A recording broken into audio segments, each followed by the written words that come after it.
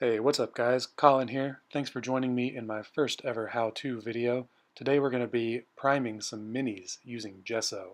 I'm going to talk about what that is, how to do it, and why to do it. So let's get started. Got a couple of minis here from Heroforge.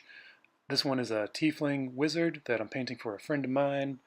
It's a new character in our D&D campaign. It's got some really cool features. Got a tail, got some horns, got a flame effect. That should be fun.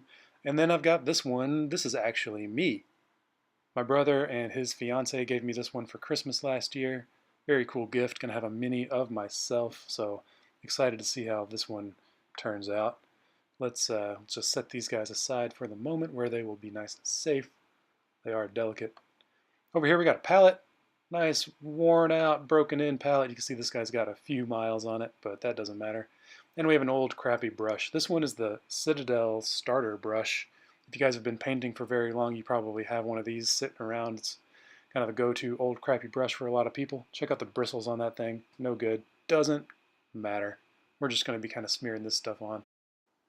Now we need something to hold our minis. I like to use a glue stick. It's a good size, easy, cheap. Put some poster tack on top. You can see the lines where I had some old minis in there. Talk about how to do that in just a second. And water. Big old jar of water. Gonna use a lot of that. Keep that handy. And last but not least, the stuff we're going to be using today, gesso. This stuff is basically like PVA glue mixed with chalk dust. That might not be 100% accurate, but it's close enough. It's got this little chart on the back where you can see it's very opaque, it's very matte, and it's about halfway between thick and fluid, which is great. It means we can add as much water as we need to control the consistency. Alright, so let's get into it. First thing to do is to stick our minis down to our mini holder, in this case glue stick. Now you really want to mash them into the poster tack, but like I said earlier, they are delicate, so you don't want to just press down on the mini. What you want to do is just set it on there nice and gentle and then mash down on the base. Just press the base hard down into the tack, and that ought to hold it pretty well. Now you notice I left room for the other one because we're going to squeeze them both in here at the same time. So I'm going to leave a little bit of a gap there between the bases, make sure I can get all the way around the edges on both of them. And again, just smash the base down nice and firm. Really press it in there. And that's going to hold it. We don't want these things to wobble while we're painting them. We don't want them to move under the pressure of the brush. But you can see here, they're on there. It's nice and solid. You can give them a little tap. They're not going to move. And yeah, that's definitely going to hold up to our brush, which is what we want. So nice. Let's set those aside again. All right, so we're all prepped and ready to go. Let's grab our gesso, get it out onto the palette. We're just gonna get a couple little globs out. A little bit goes a long way. It's very thick. We're gonna mix in a lot of water, so this is really a lot more than I need, but it's kind of hard to control coming out of the bottle.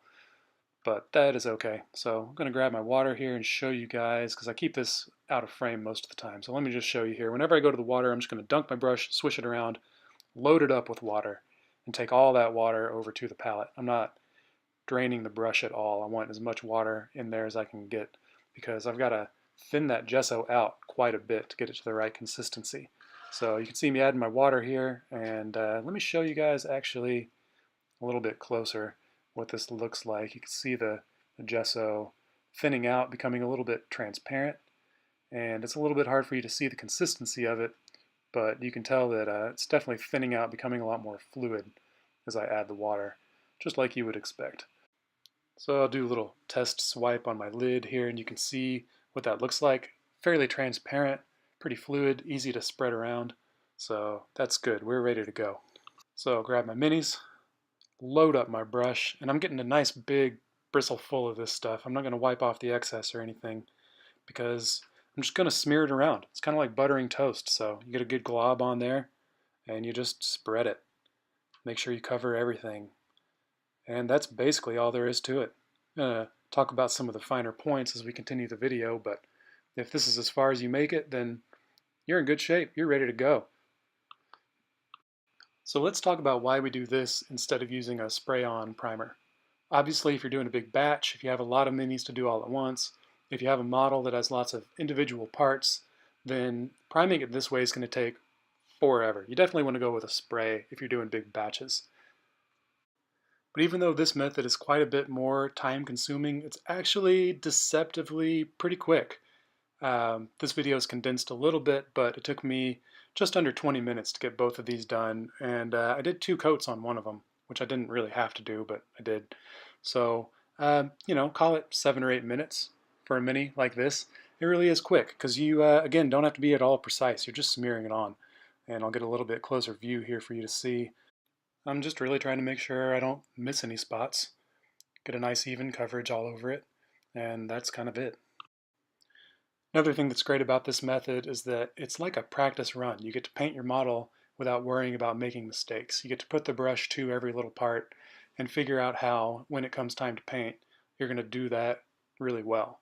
So practice makes perfect. This is a great practice run in a space where you don't really get to practice very much. Usually you put the paint on the model and it's there, and that's that.